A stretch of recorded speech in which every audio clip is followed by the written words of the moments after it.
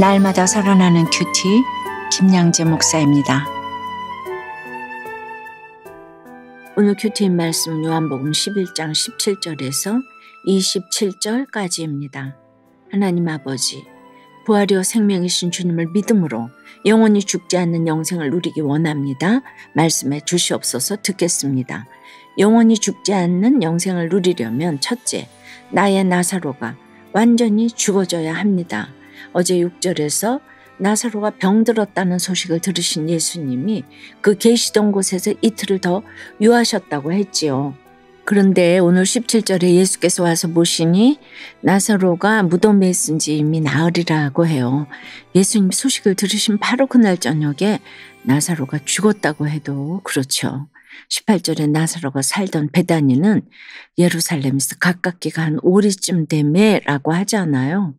예수님이 계시던 요단강 저편 베다니에서 나사로가 살던 베다니까지 아무리 늑장을 부려도 하루 이틀이면 올 수 있는 길 아닌가요? 그런데도 주님은 왜 이렇게 뒤늦게 찾아오셨을까요? 당시에는 사람이 죽어도 사흘 정도는 그 영혼이 머문다고 믿었기에 죽은 지 최소한 3일은 지나야 장사를 지냈습니다. 그러므로 무덤에 있은 지 이미 나으리라는 것은 영혼이 완전히 떠나는 상태, 그야말로 다시 살아날 여지가 전혀 없는 상태라는 것이에요.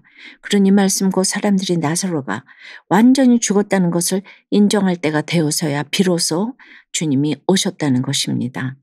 그런데 19절에 많은 유대인이 마르다와 마리아에게 그 오라비의 일로 위문하러 왔더니 라고 해요. 사도 요한은 왜 굳이 많은 유대인이 문상 온 것을 기록하고 있을까요? 물론 나사로가 평소의 대인관계가 무척 좋았을 수도 있지요.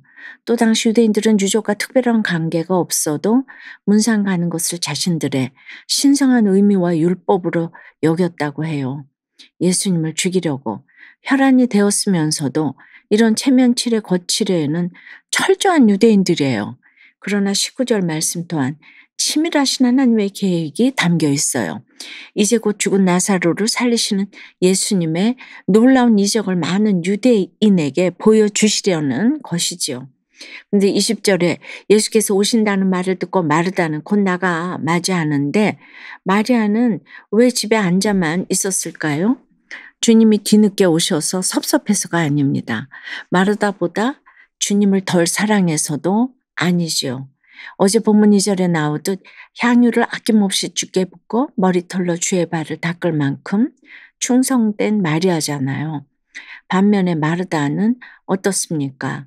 매사 준비하는 일도 많고 마음이 분주하니 오늘도 가장 먼저 뛰어나가 주님을 맞이합니다. 그러나 이런 사람일수록 감정 절제가 어렵지요. 그러니 21절에 보세요. 주께서 여기 계셨더라면 내 오라버니가 죽지 아니하였겠나이다 하고 서운함부터 드러냅니다. 우리도 그렇지요. 예수를 믿는다고 해도 막상 어렵고 힘들고 슬픈 일을 당하면 하나님을 원망하기 십상입니다. 그러나 우리 하나님은 결코 택하신 백성을 내버려 두지 않으세요. 때로는 시련을 허락하실지라도 이 또한 우리의 연단을 위해서죠. 우리의 고난을 약재로 삼아 더 많은 영혼을 살리시기 위함입니다. 여러분 어떠세요? 영생을 누리기 위해 완전히 죽어져야 할 나의 나사로는 무엇입니까? 영생을 위해 내가 버려야 할 육체의 것은 무엇입니까? 지금 어렵고 힘들고 슬픈 일 때문에 하나님을 원망하고 있지는 않으세요? 이곳이 곧 나를 연단하시려는 하나님의 계획임이 인정되세요? 영생을 누리려면 둘째 내 십자가를 잘 지고 가야 합니다. 22절에 마르다가 나는 이제라도 주께서 무엇이든지 하나님께 구하시는 것을 하나님이 주실 줄을 아나이다 고백하는 것도 그래요. 신앙 고백은 있지만 부활 신앙까지 가려면 아직은 갈 길이 좀 멀죠? 그러니 보세요. 주님 23절에서 네 오라비가 다시 살아나리라 하셔도 24절에서 마지막 날 부활 때에는 다시 살아날 줄을 내가 아나이다 라고 생뚱맞은 대답을 하지요. 부활을 알아도 마지막 날의 부활만 알고 오늘 지금 내게 일어나는 부활은 모르는 것입니다. 우리도 그래요. 예수를 믿어도 천국 가는 것만 알 뿐 십자가를 모르고 부활을 모르면 마르다처럼 반쪽 신앙인이 될 수밖에 없습니다. 25절과 26절에도 보세요. 예수께서 이르시되 나는 부활이요 생명이니 나를 믿는 자는 죽어도 살겠고 무릇 살아서 나를 믿는 자는 영원히 죽지 아니하리니 이것을 내가 믿느냐? 하고 물으시자 마르다가 뭐라고 대답하죠? 주여 그러하외다. 대답은 얼른 하지요. 그러나 부활과 영생을 이해해서 그렇게 답한 것이 아닙니다. 그저 예수를 믿으면 죽은 나사로가 다시 살아나는 것으로만 이해한 것이지요. 적용 질문입니다. 여러분은 영생이 믿어지세요? 죽음도 고난도 두려워하지 않고 영생을 누리기 위해 오늘 지금 내가 지고 가야 할 내 십자가는 무엇입니까?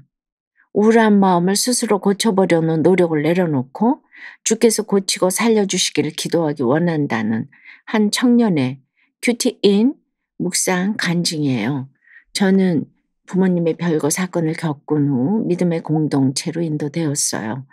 하나님을 만나고 제 마음속의 상처가 다 회복된 줄 알았지요. 그런데 요즘 들어 분노와 우울한 감정이 튀어나와요.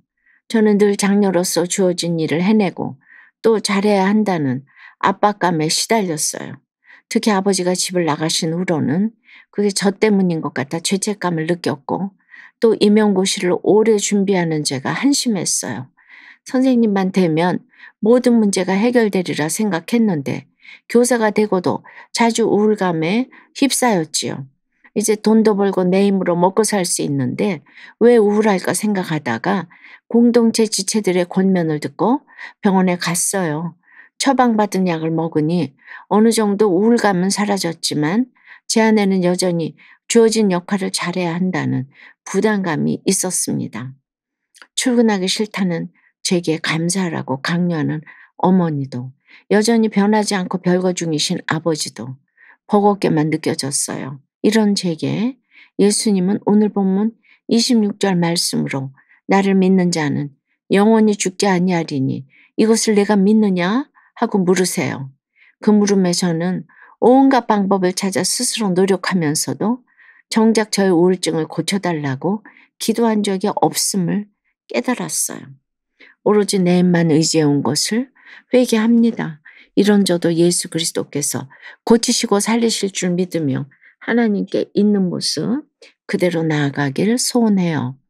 저의 적용은 우울한 마음이 올라올 때 큐티책을 펴고 그날 말씀을 다시 읽어보겠습니다. 청년부 소울음 모임에서 저의 우울한 모습 그대로를 나누며 기도를 부탁하겠습니다. 입니다. 사랑하는 여러분, 우리가 영생을 누리려면 무엇보다 나의 나사로가 완전히 죽어져야 합니다. 그리고 오늘 내게 맡기신 십자가를 잘 지고 가야 합니다. 내가 한 영혼의 구원을 위해 목숨을 바치고 목숨을 잃는 일이 있어도 그렇습니다. 주께서 살려주실 것을 굳게 믿고 믿는 자는 죽어도 살겠고 영원히 죽지 아니하리니 고백하며 내가 십자가에 못 박히는 것이 곧 영생을 누리는 비밀입니다. 오늘 하루 이 구속사적인 고백을 하면서 영생을 누리며 살아가는 저와 여러분이 되길 주님의 이름으로 축원합니다. 기도드립니다. 주님, 부활이요 생명이신 주님을 믿음으로 영원히 죽지 않는 영생의 비밀을 알려주시니 감사합니다. 영생을 누리려면 나의 나사로가 완전히 죽어지고 내 십자가를 잘 지고 가야 한다고 하십니다. 그런데 삶에 대한 집착 때문에 몸 아픈 것이 두렵고 십자가 지기가 죽기보다 싫은 것이 있습니다. 십자가는커녕 갱년기 때문에 혈기와 분노 때문에 이 사람 저 사람에게 상처 주며 살아갑니다. 불쌍히 여겨 주시옵소서. 사랑하는 내 가족 내 이웃의 구원을 위해 믿는 자는 죽어도 살겠고 영원히 죽지 아니하리니 고백하며 오늘 각자에게 맡기신 십자가를 잘 지고 가는 저희가 되기를 원합니다. 믿는 내가 먼저 십자가에 못 박히기를 원합니다. 부활이요 생명이신 주님을 믿음으로 영원히 죽지 아니하는 저희가 될 수 있도록 붙잡아 주시옵소서. 인쳐 주시옵소서. 예수 그리스도 이름으로 기도드리옵나이다. 아멘. 지금까지 우리들 교회 김양재 목사님이었습니다. 큐티에 도움받기 원하시는 분들은 QTM 홈페이지 qtm.or.kr 또는 유튜브에서 QTM을 검색하시면 도움받을 수 있습니다. 자세한 문의사항은 지역번호 031-705-5360번으로 문의하시기 바랍니다.